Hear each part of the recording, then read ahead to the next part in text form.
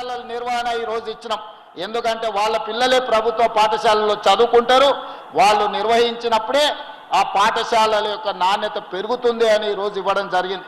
ఇదే కాదు, స్వయం సహాయక సంఘాలకు ఈరోజు పాఠశాలలలో పిల్లలకి ఇచ్చే రెసిడెన్షియల్ స్కూల్స్లో డ్రెస్సులు ఏవైతే స్టిచ్చింగ్ ఉన్నాయో 1,30,00,000 జతలు బట్టలు కుట్టే బాధ్యత కూడా ఈరోజు స్వయం సహాయక సంఘాలకే ఇచ్చినాం, కార్పొరేట్ కంపెనీలకు ఇవ్వకుండా అని మా సోదరి మళ్ళకి నేను ఈరోజు చెప్పదలుచుకున్నా.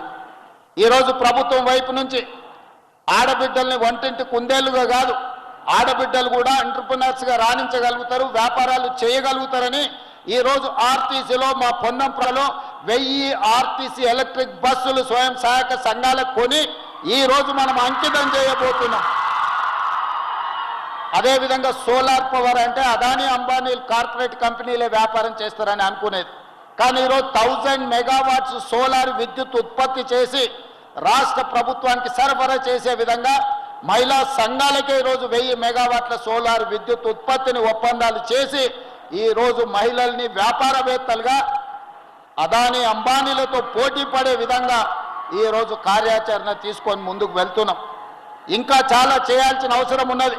అన్నిటికంటే ముఖ్యంగా మహిళలు రాణించాలి అంటే చదువుకోవాలి.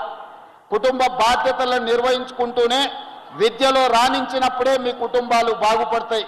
అందుకే విద్యకు అత్యంత ప్రాధాన్యత ఇచ్చి ఈరోజు మీ యూనివర్సిటీ యొక్క మొత్తం ఇన్ఫ్రాస్ట్రక్చర్ని పూర్తి స్థాయిలో అంతర్జాతీయ ప్రమాణాలతో నిర్మించడానికి 500 కాదు, ఇంకా అవసరమైతే 1-200 కోట్లు ఎక్స్ట్రా అయినా రాష్ట్ర ప్రభుత్వం ఇస్తుంది.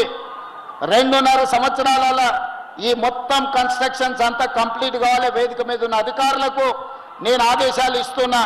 ఇది 5 సంవత్సరాలు 10 సంవత్సరాలు ఖర్చు పెట్టే విధానం, కన్స్ట్రక్షన్ చేసే విధానం కాదు. 30 నెలల్లో 100% ఈ యూనివర్సిటీ అంతర్జాతీయ స్థాయిలో నిర్మాణాలు పూర్తి కావాలి.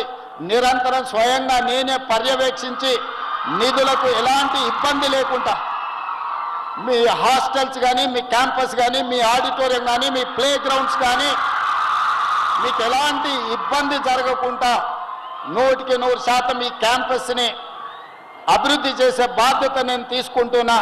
మీరు నాకు ఇవ్వాల్సిన మాట ఒక్కటే, మీరు బాగా చదువుకోవాలి, రాణించాలి, మీరు జీవితంలో ఉన్నత శిఖరాలకు ఎదగాలి.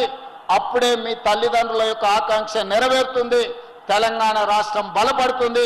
మీరందరూ కూడా ఉన్నత విద్య వైపు రాణించాలని కోరుకుంటూ మీ అందరికీ మరొకసారి అంతర్జాతీయ మహిళా దినోత్సవ శుభాకాంక్షలు తెలియజేస్తూ మీ అందరి దగ్గర సెలవు తీసుకుంటున్నా.